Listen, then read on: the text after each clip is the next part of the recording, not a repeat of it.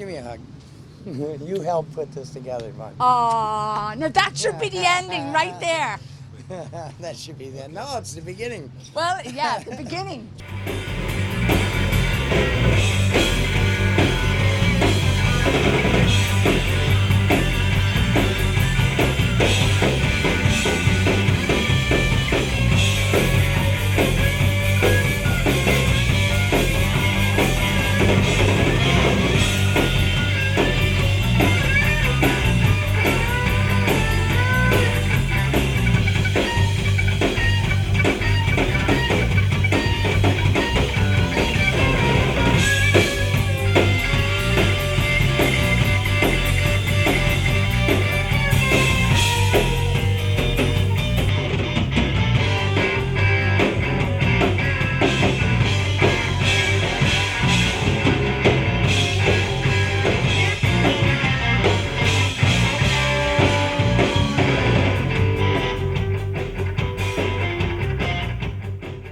Here with Michael Weddle.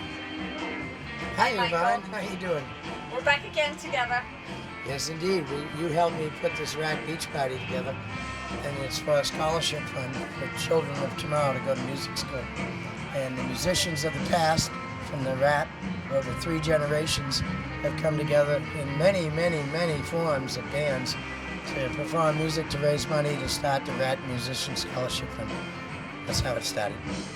It's incredible that you got so many people to come here and do this, and the owner Of the Rat. of the Rat. Yeah, Jimmy Harold, he doesn't get around like he used to in the old days, but in the old days he had everybody coming to him.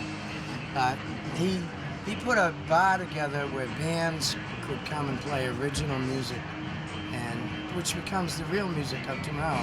A lot of bands go out and play cover tunes, but these bands here are all pretty much originally oriented. Almost every song you hear is going to be written by the musicians performing here, which is special. And a lot of people have come out and showed support for not just the memory of the Rat, but for the idea of creating a scholarship fund to help kids tomorrow. Of which you have a son that would be very eligible. He's very good. That's right, and I have to say that Michael did give my son the opportunity yesterday to play with him, so That's he was right. very honored. Yeah, And I actually tried to back up. We had an unruly bass player. And we replaced him with a polite, gentleman of 17 years, Yvonne's son. It's fun. How did all this come together, Michael? Great question. I love you. It all happened when I was sitting at my computer late at night talking to a bunch of folks on the Rat thread. There's a thread of all enthusiasts and participants who went to the Rat. It opened in the early 70s and closed in the 90s, so it's like 3 generations of people. And they all sort of share their memories on this Facebook page, the Rat Scholar. So I was there talking with some old friends, and I have a little music studio in my house on Bay Street. And I said, why don't you come out to my house and we'll play some music? I got a nice soundproof studio, which took me a few years to put together, but I did. We're soundproof now. And I said, come out and play some music in a soundproof studio. We'll sit around, eat some hamburgers and hot dogs, and have a beach party. And all of a sudden, 4 bands within an hour said they wanted to come out and play. So I put it back to them. I said, all right, if I get 10 bands, I'll go get a club. Here we are, nearly 30 bands. So your hope for next year is to make this bigger and better and more? Next year we're thinking festival. Richie and B have been beautiful for letting us use their club today. It was a perfect place to do it. But next year there's so much open space where the HRA property is. Maybe we could really build some stages there and use the hotel. And not only that, every nightclub in Hull, and build this up so that the scholarship fund isn't just a weenie fund, it's a substantive fund, one that can capably send maybe half a dozen people with a couple grand to help them in their musical art education. That's what we're aiming for. I hope my son's on that list. Well, I'm not, I purposefully did not put myself on the board. Is there anything else that you'd like to highlight? Oh, of course. I think the most meaningful thing happening here right now is every musician of the past and the present is now giving to the musician of tomorrow. And that's what makes this significant. You're a wonderful That's soul, why I'm Michael. pleased to do this. You're a wonderful soul. No, I just had to be able to move chess pieces. Pretty good at chess and horseshoes. And I play guitar. And you play guitar. Okay, I thank you very much. And you're in my band.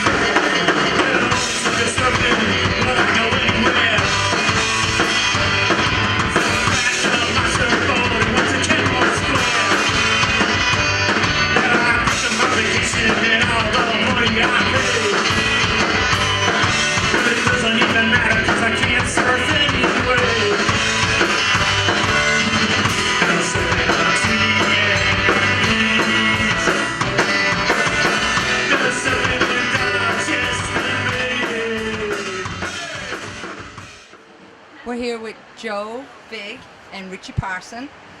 Original Rats. Yeah, original Rats is for sure. Go to Hull. Go directly to Hull. Do not.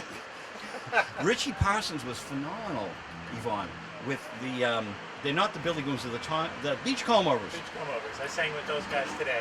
Originally, the Unnatural Acts were the band that we played with at the Rat, and I met Joe 36 years ago this weekend. The first time I saw him play was at the Rat on a Sunday afternoon, and it was a benefit. And I was a photographer then. I wasn't even in a band, but it's guys like Joe that made me want to play in a band, and we've I haven't stopped since. He's phenomenal. He just played in Chicago, I think. Yeah. And Unnatural Acts. I produced their record with Liz Ireland, and it's a punk classic. They say Hitler's Brain, but tonight they did 3-chord rock. And no surfing in Dorchester Bay because they're here at Nantasket Beach.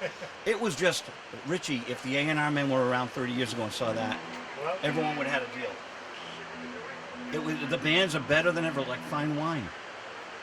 we play.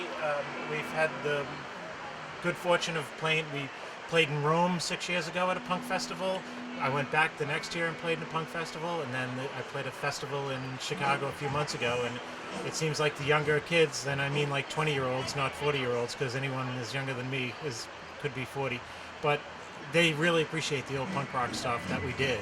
And although we didn't have record deals and we had a minimal amount of releases, they find it and they look for it, and it's still available. And and we're still available too, which is probably the best part about it. So tell me, what do you play? I play guitar and I sing, and I think I told the guys after the Chicago show, I said the most important thing I think for me now and this point in my life is that people really want to see us play, even though we only play a few times a year, and we have to play every gig like it's really our last gig or maybe our first gig, because we have to put everything we have into it, but otherwise it would just be fakes, And we had some really great shows recently. It's like that old saying, you're only as good as your last sale. That's right, exactly That's right, yeah. Give us some history on the Rat in Boston. Well, Richie takes amazing photos, and when I got in Cream magazine, it was his photo. That's right, yeah. Live at the Rat. So there was the Who and me on the same page. Wow. Yeah. And it was like, and it was Richie's photo. Thank Yep. you. That's right. incredible. It was, and I had like the Count T-shirt on. But September 4th, 1974, I was down the Rat to tape the kids, the early real kids, and it was Mr. Kurt. So I know the night I met Mr. Kurt and John Felice was December 4th, 1974, and I taped them. They did a song called Foggy Notion by the Velvet Underground, and I recorded it for my first French album. So Jonathan Richman taught it to us, and then his ex-bandmates played it, so I had it on tape. And so I saw the Cars' first gig. Were you there? Sure, yep. We were both at the Cars' Cars' first first gig. That's unbelievable. And we were there when the Cars made magic, just what I needed. We heard it for the first time on stage. Yeah. We were there. Yeah, we had the police and the Yeah, my band Pits played. and, My band opened for the Police that weekend. yeah, the first weekend. unreal. That's Yeah. fabulous. Yeah. That's fabulous. There's so many great bands that came through, and it was just like you almost took it for granted. Like you go down on a weekend and you'd see an awesome band from New York, and it was almost like this CBGB's Rat exchange. There'd be great bands from CBGB's playing at the Rat, and then like DMZ and the Boston bands would be down, CBGB's playing. It was wonderful. It was a great time.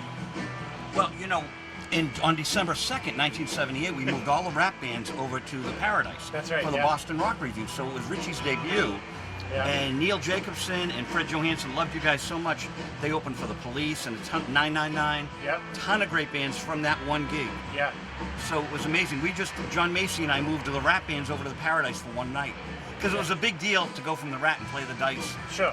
And we had a lot of fun. I am Dracula. I bid you welcome.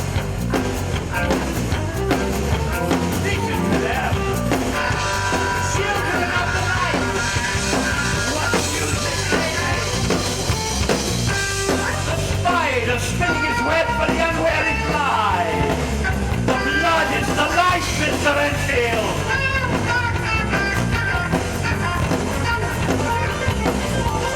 I trust you kept your coming here a secret! I follow your instructions implicitly. Excellent, Mr. Enfield! Excellent! I have started a ship! You can have to take that!